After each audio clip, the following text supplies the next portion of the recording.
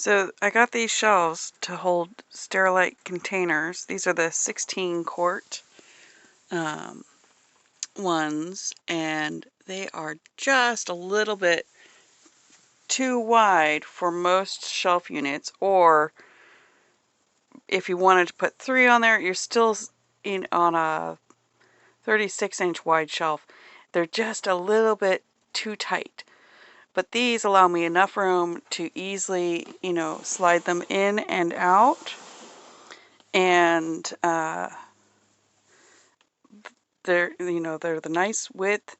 They're sturdy enough for my needs. If I was, actually putting a lot more weight on this, I would definitely upgrade the MDF sheets for each shelf with something a little bit more robust. But these are perfect for me. I've now gotten about 2 shelf units. One I put into 2 halves, and one is the tall one.